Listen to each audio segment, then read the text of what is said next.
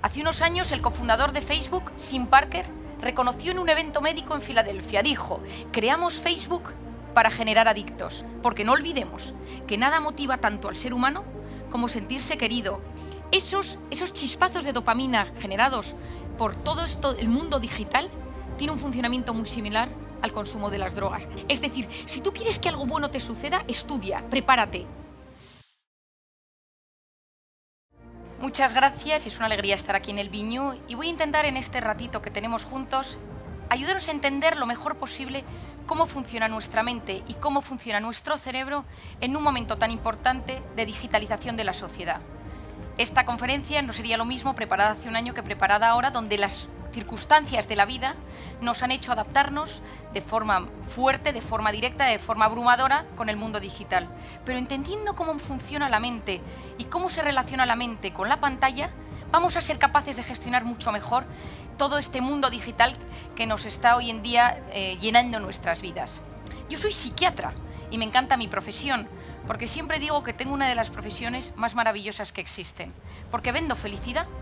Ayudo a que la gente que está triste, desorientada, obsesionada, angustiada, que no duerme, ayuda a encontrarle el sentido a su vida. Porque la felicidad depende del sentido que cada uno de nosotros le damos a nuestra vida.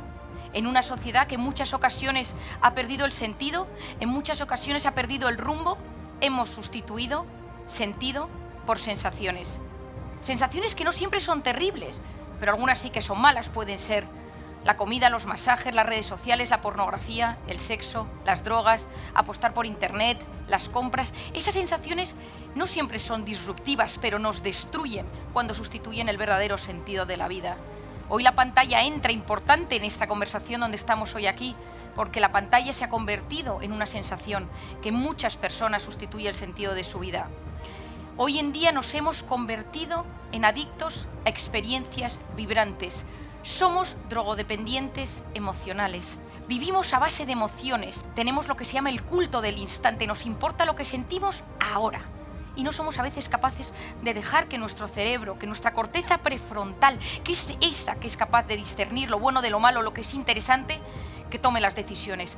Y nuestra vida de repente va sujeta únicamente a esas emociones, esa droga constante que nos dan la pantalla, que nos dan esas sensaciones que hablábamos hace unos minutos. Esto genera una gran sensación de frustración y vacío. ¿Por qué? Porque todas esas emociones fuertes de las que hablamos, muchas de ellas son placenteras. Y esto es importante que lo entendamos. Hace unos años, el cofundador de Facebook, Tim Parker, reconoció en un evento médico en Filadelfia, dijo: creamos Facebook para generar adictos. Y reconoce, nos dimos cuenta de la vulnerabilidad del ser humano, de la necesidad que tiene el ser humano de sentirse querido, apreciado, reconocido, porque no olvidemos que nada motiva tanto al ser humano como sentirse querido, sentirse amado, sentir que importa a los demás, y crearon el botón like, y crearon Facebook. Hoy en día, y recomiendo hoy, a pesar de que esto lo estáis viendo a través de una pantalla, y es una de las cosas buenas que tiene el mundo digital, que veáis el documental de Netflix, The Social Dilemma. Es impresionante lo que existe detrás de todo esto. Esto fue diseñado para ser adictivo. Esto fue diseñado. Y esto es importante entenderlo por una razón. Cada vez que uno consume heroína, cocaína, marihuana, alcohol, mantiene relaciones sexuales, ve pornografía, todo eso genera placer. Y el placer está modulado en nuestro cerebro por una hormona, que es la hormona de la dopamina. La dopamina funciona de esta manera. Si yo quiero tomarme una copa, mientras estoy imaginándome cómo me voy a ir a tomar esa copa con unos amigos a un bar, automáticamente empieza a subir el pico de dopamina. Llega a su punto más alto, donde consumo el alcohol, y luego la dopamina va bajando hasta que genera una sensación de vacío, que todos conocemos, donde quiero más. Así funciona la dopamina. Se activa cuando yo empiezo a tener ganas de consumir algo, tiene su pico más alto cuando lo consumo, y cuando lo dejo de consumir, tengo necesidad de seguir consumiendo. Pues cada vez que yo recibo un like, cada vez que yo tengo interacciones en las redes sociales, donde yo me siento querido, donde hay todo ese feedback de has recibido esta información, tienes un mensaje, esto te puede interesar, esos likes, esas notificaciones generan en mí chispazos de dopamina. Es decir, esos chispazos de dopamina generados por todo esto, el mundo digital, tiene un funcionamiento muy similar al consumo de las drogas. Tanto es así que a día de hoy los psiquiatras trabajamos con la adicción a la cocaína con fármacos muy similares que utilizamos con las adicciones a las redes sociales o a la pornografía o a los videojuegos. Porque el mecanismo de acción es muy similar. Pero ¿qué genera ese vacío? ¿Qué genera ese vacío que tenemos cuando dejamos de consumir? Frustración y vacío. Ese vacío, esa sensación de que nada vale. Y volvemos al principio, ¿dónde está el sentido de mi vida? Porque no lo encuentro. Y entonces necesito buscar más, necesito más y lo pienso.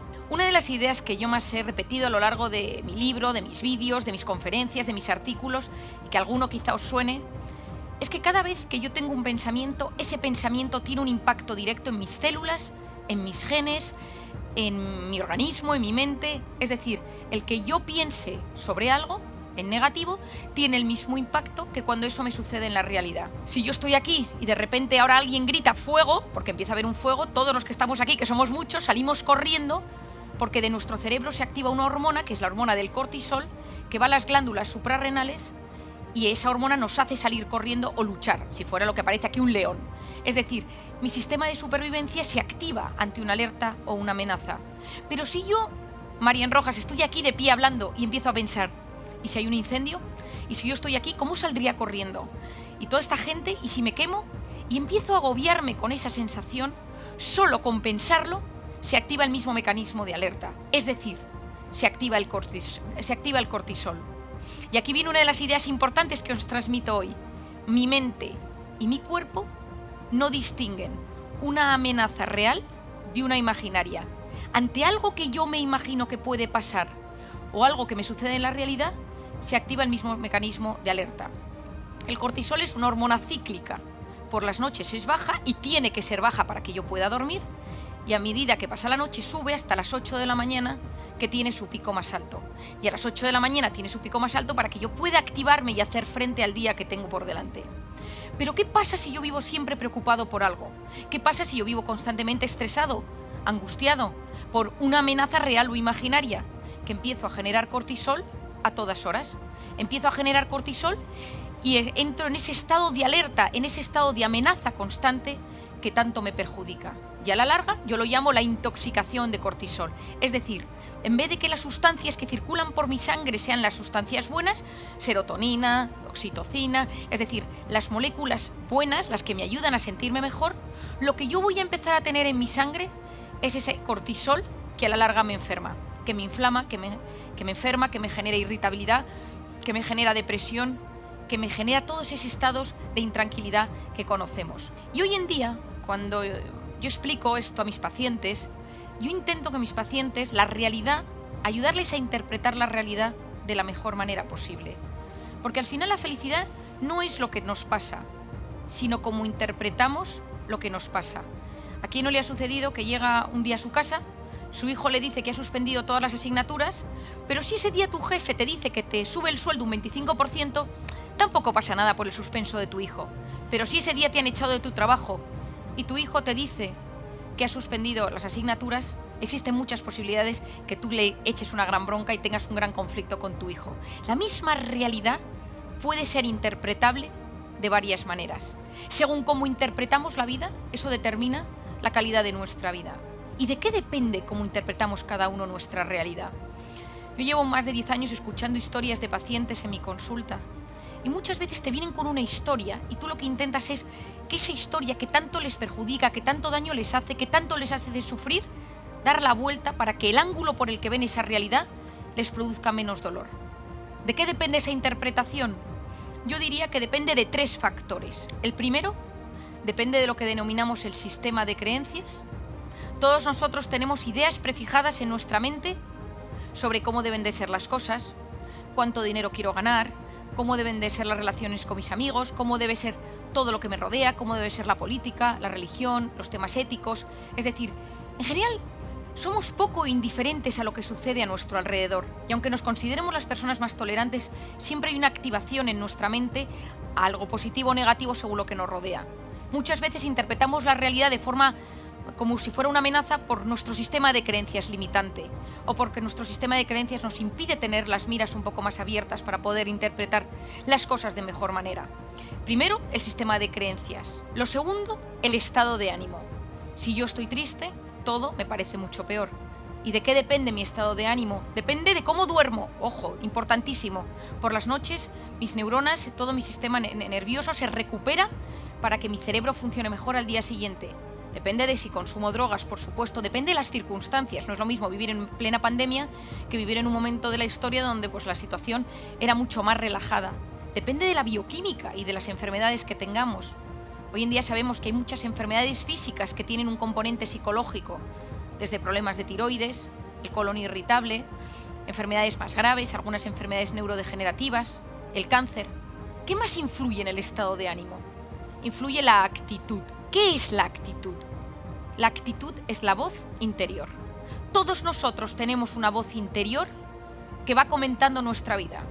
Has engordado, tu marido no te hace caso, tu jefe pasa de ti, a todo el mundo le va mejor que a ti, eres un desgraciado, qué culpable eres por esto que hiciste hace un tiempo.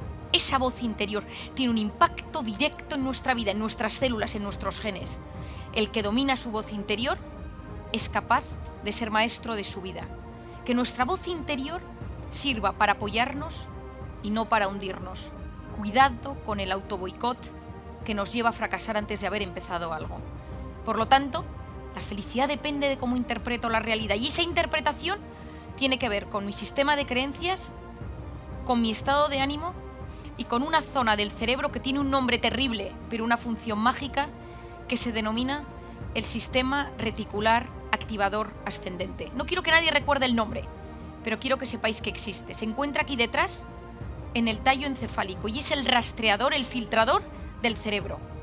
Todos nosotros recibimos constantemente varios millones de bits de información, pero nuestro cerebro solo capta, solo se queda, solo le interesa aquello que nos importa. Y el ejemplo que todos entendemos: mujer embarazada que va por la calle y empieza a ver carritos de bebé y dice, anda, qué curioso, un boom de natalidad en mi barrio. No es que haya un boom de natalidad en tu barrio, es que ahora este tema te interesa y entonces lo empiezas a ver. Recuerdo hace unos meses que un día mi marido me puso una serie de televisión y dije, qué buena esta serie. Nadie nunca me había hablado de ella ni la había visto anunciada en ninguna parte. Y al día siguiente estoy en la parada del autobús y toda la marquesina de la parada del autobús con el anuncio de esa serie de televisión. Y lo empiezo a ver por los autobuses y digo, ¿será que esta noche se han puesto todos a poner cosas de la serie? Claramente no. Lo que sucede es que mi cerebro en ese momento, como eso le interesa, lo empieza a ver. Por eso se dice que lo que el corazón desea de verdad, la mente se lo acaba mostrando. No significa que por querer algo con fuerza vaya a suceder. Significa que si quiero algo con fuerza, mi cerebro va a hacer todo lo posible por encontrar cosas en el entorno que tengan que ver con eso para cumplir mis sueños.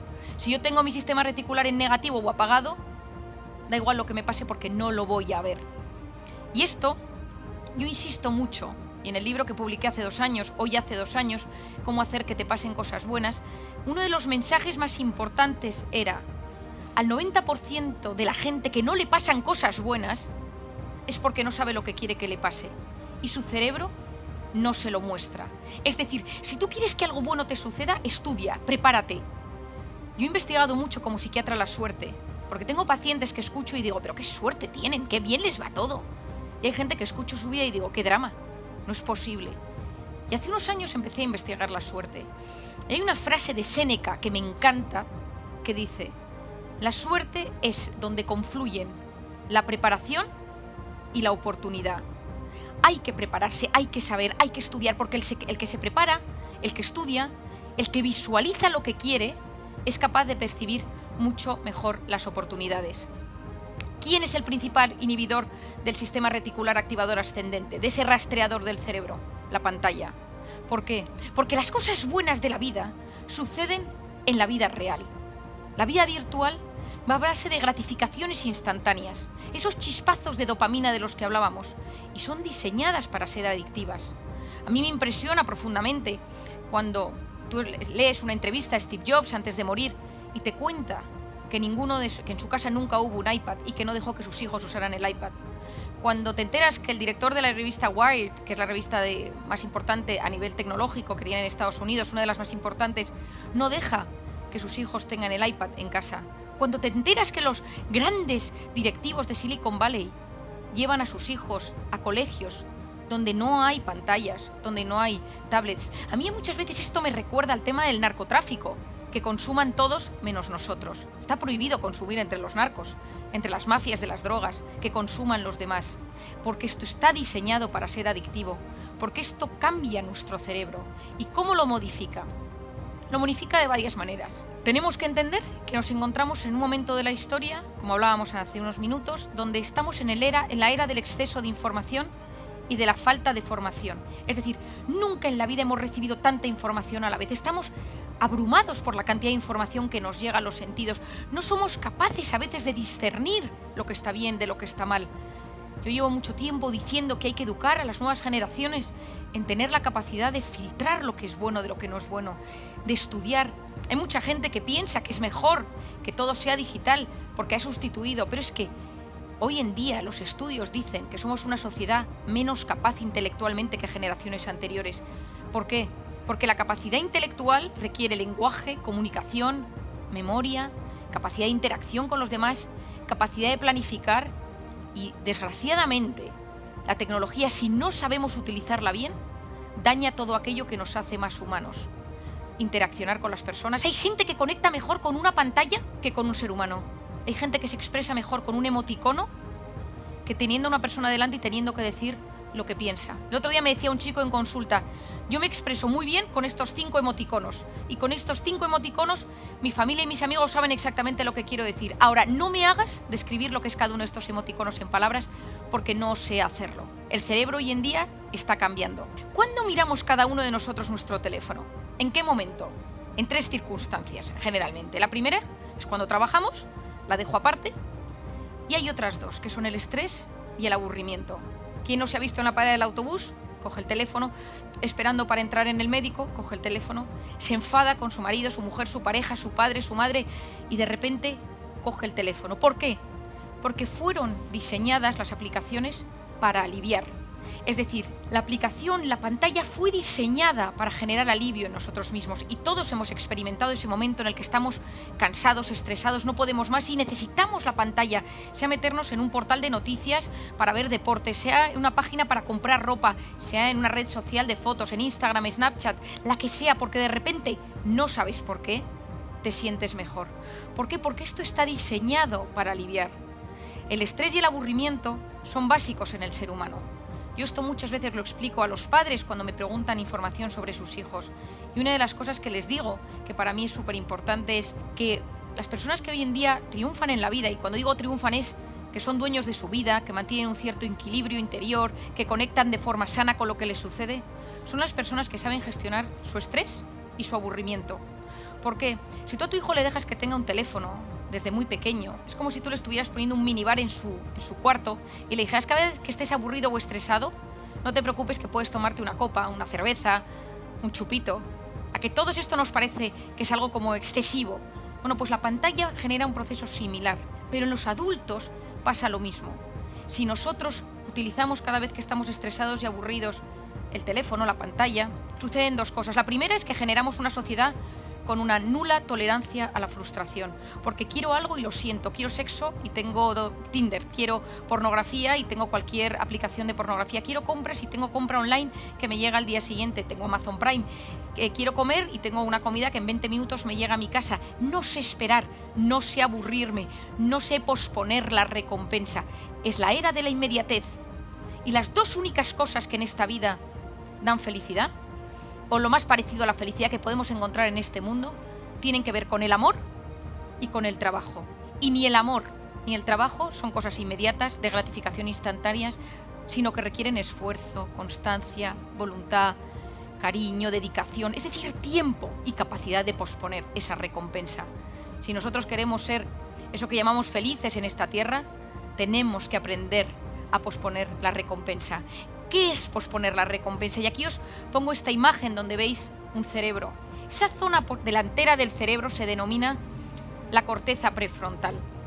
La corteza prefrontal es básica y me encantaría que los que me estáis escuchando os quedaréis con esto que os voy a explicar. La corteza prefrontal es la zona que se encarga de la atención, de la concentración, de la resolución de problemas y del control de impulsos. Es decir, se encarga de casi todo en esta vida.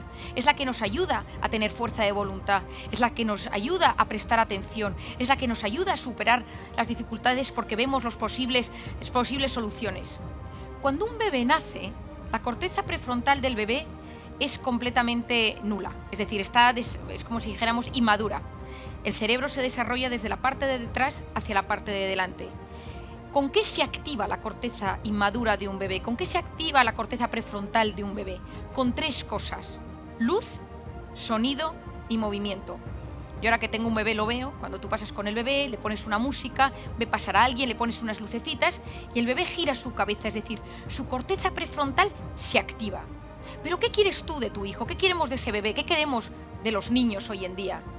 Que a medida que se va desarrollando esa corteza prefrontal, ese niño también sepa prestar atención, es decir, su corteza prefrontal se active ante objetos inmóviles, ante cosas que no son luminosas, ante cosas que no tienen un gran estruendo, es decir, que ese niño pueda prestar atención a un profesor, pueda escuchar una conversación con su padre, esté sentado en la salita de espera del médico de forma calmada, es decir, que tenga bien asentada su corteza prefrontal. ¿Qué sucede si tú a ese bebé le das una tablet? Si tú a ese niño le das un teléfono. ¿Qué es la tablet? ¿Qué es el teléfono? Luz, sonido y movimiento. Y nuestro cerebro funciona con un mecanismo que se denomina use it or lose it. O lo usas o lo pierdes. ¿Quién de los que me estáis escuchando, desde que tiene teléfono y que todo lo mira por internet, ha mejorado en su memoria? Ninguno. Porque a medida que nosotros utilizamos Internet, Wikipedia para todo, nuestro hipocampo, que es la zona del cerebro que se encarga del aprendizaje, se va haciendo más pequeño. ¿Quién de nosotros se orienta mejor ahora que hace 10 años? Ahora que tenemos Google Maps, Waze o cualquier aplicación para ubicarnos en el mapa. Ninguno. Porque nuestro cerebro, cuando menos lo estimulas desde dentro, las zonas de ese cerebro se empiezan a atrofiar y a funcionar peor. Pues con la corteza prefrontal sucede lo mismo. Si yo solo activo la corteza prefrontal con luz, sonido y movimiento externo, mi corteza prefrontal no va a madurar de la forma adecuada y lanzamos una generación, que es la generación que estamos viviendo, con nula capacidad de prestar atención, ninguna capacidad de concentración, con una con cero tolerancia a la frustración, con mucho descontrol de impulsos, y tenemos a un 10% de la población del primer mundo tratada psiquiátricamente con medicamentos para el trastorno por déficit de atención e hiperactividad. Déficit de atención y falta de control de impulsos, es decir, falla mi corteza prefrontal. Es decir, esa corteza prefrontal que es básica para posponer la recompensa, para ser capaces de tomar decisiones, la vamos teniendo cada vez con un peor funcionamiento. Los que triunfan hoy en día son los maestros de la atención. El siglo XXI lo que tenemos son crisis de atención, donde no somos capaces de prestar atención. De hecho, lo que hoy en día mueve el mundo no son las drogas, las mafias, las farmacéuticas, las armas, que también, sino la capacidad de retener la atención del usuario el mayor tiempo posible en una pantalla. Y cuando tienen nuestra pantalla y nos tienen cogidos, a nosotros nos van deteriorando. Leía el otro día en un libro que se acaba de publicar, interesantísimo, que se llama Cretinos Digitales, que decía el autor que volvió a coger los libros de los 5, seguro que muchos de vosotros lo habéis leído, de Enid Blyton, y lo volvió a leer y no le gustó nada. Y fue a buscar los libros que él tenía en su casa cuando era pequeño, y una de las cosas que vio fue que esos niños, que ese libro tenía un 40% menos de vocabulario, un 15% menos, habían reducido las frases para que la gente lo entendiera peor y mejor, que habían quitado las descripciones, porque los niños no se paraban a leer las descripciones. Ojo con lo que estamos haciendo. Me diréis, ideas. Yo os recomendaría como psiquiatra, y lo que estoy intentando recomendar un poco a todo el mundo que creo que nos puede ayudar para fortalecer nuestro cerebro, porque necesitamos llegar con un cerebro lo mejor posible a nuestra vejez. Porque los datos de futuras demencias, de problemas cognitivos, de depresiones, de trastornos mentales, va increciendo en los últimos años. Lo primero, quitar las notificaciones, que nada se encienda en mi teléfono. Si yo quiero algo, soy yo quien me meto en el teléfono, no el teléfono quien me dice que me tengo que meter, porque si no es el teléfono quien me domina, es la pantalla. La corteza prefrontal me tiene completamente aplanado, nula creatividad, nula capacidad de responder a los estímulos, es decir, si yo consiguiera que una décima parte de los que me escuchéis quitaras las notificaciones, los primeros días miraréis muchísimo más el teléfono y a los 4 o 5 días os daréis cuenta que vivís muchísimo más en paz. Lo segundo es disminuir el uso de la red social más activa, que suele ser Instagram. Que de repente digamos máximo 15 minutos, media hora, 1 hora según cada uno al día. ¿Por qué? Porque nadie se mete en Instagram para mirar una foto en particular de una cosa, sino que está diseñada para engancharnos cada vez más. Ya sabemos que a través de la dopamina, de la gratificación instantánea, que está diseñada para ser así. La tercera es intentar poner de vez en cuando el modo avión. Yo soy de la teoría, bueno, y esto estaréis muchos de acuerdo, que nada nos gusta más que cuando estás con una persona y notas que esa persona tiene todos los sentidos puestos en ti, que esa persona te está escuchando a ti, solo a ti, y tiene toda tu atención puesta. Eso nos encanta. Hoy en día sabemos que cuando tenemos el teléfono en la mano y estamos hablando con alguien, la persona con la que estás hablando nota una sensación de ligero abandono. Esto se está viendo con los niños. Los estudios empiezan a decir que los niños sienten abandono por parte de sus padres siempre que tienen el dispositivo. Seamos capaces de soltarlo para dar buen ejemplo a nuestros hijos y que noten que estamos con ellos. Para eso, una de las frases que más repetí en el confinamiento fue: si no puedes salir fuera, métete dentro. Y analiza tu interior, conecta con tu interior, medita, reza si tienes creencias, busca lo mejor que llevas dentro. Hoy en día todo está fuera, no tenemos tiempo para frenar, para parar, para analizar nuestro interior. Y muchas veces si cortamos esa hiperestimulación, ese exceso de información que nos llega, alcanzamos la serenidad. Y no conozco a nadie, yo he leído mucho a lo largo de mi vida, que haya descubierto nada importante en un momento frenético de hiperactividad o de hiperestimulación. Tanto alguien que estaba debajo de un árbol y vio cómo caía una manzana, Aristóteles paseando por los jardines de Grecia, todos los grandes descubrimientos de la historia han sido en momentos de paz, de serenidad, en momentos de calma. Quien logra serenidad en lo pequeño adquiere fortaleza para la adversidad. Me parece importante que podamos hoy en día entender que nuestra mente es poderosa, que tenemos muchísimas capacidades para lograr cosas buenas, que la pantalla fue diseñada para acercarnos a los demás, pero hoy en día está en manos de unos tipos que lo que quieren es ganar mucho dinero y por lo tanto nosotros tener conocimientos para lograr lo mejor, para informar a nuestros hijos, informarnos nosotros, no ser adictos, que ya hay una parte de la población adicta a la pantalla, y todo lo que podamos conectar en el tú a tú con las personas, que no sustituye ese tú a tú el mundo digital. Quiero terminar con una frase, con una idea. La pantalla es buena siempre y cuando seas tú quien eres el capaz de controlarlo, de diseñar para qué lo necesitas y que notes que no te tiene arrastrado, que no te mete en un estado de ansiedad y de depresión. Un porcentaje bastante grande de los problemas hoy en día en adolescentes y en jóvenes viene derivado por un mal uso de las redes sociales. Muchísimas gracias y espero que estas palabras os ayuden a conectar mejor con este mundo apasionante que es el mundo digital. Suscríbete para seguir explorando juntos lo que nos mueve por dentro. Y si este vídeo te hizo pensar, el próximo te va a tocar el alma. Te espero allí.